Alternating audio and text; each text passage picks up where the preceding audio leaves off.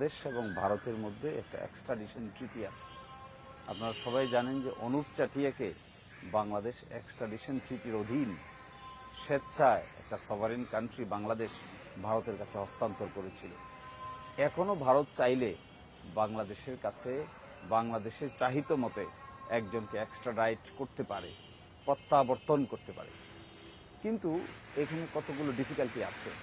এই আইনে যেহেতু এখানে একটা রাজনৈতিক ঘটনাকে কেন্দ্র করে হয়েছে, আর তিনি বাংলাদেশের এক সময়কার সরকার প্রধান ছিলেন, ফলে এখানে একটি রাজনৈতিক প্রেক্ষাপট আছে। ভারতীয় সরকারের ইচ্ছার উপরই প্রধানতমভাবে এটা নির্ভরশীল।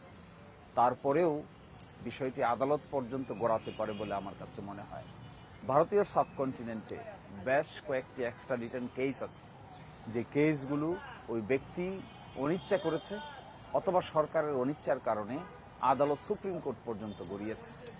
বাংলাদেশ সরকার যদি চায়, ভারতের কাছে আনুষ্ঠানিকভাবে চেয়েছে তারা, ভারত যদি দিতে রাজি না হয়, তাহলে বাংলাদেশের কাছে অপশন আছে ভারতীয় আদালতে গিয়ে ফাইট করা।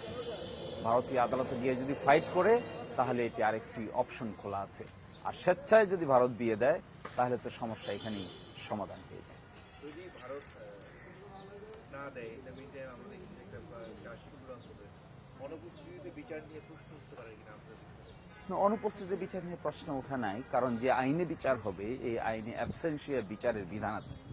বাংলাদেশের ফৌজদারি কার্যবিধিতেও অনুপস্থিতিতে বিচারের বিধান আছে।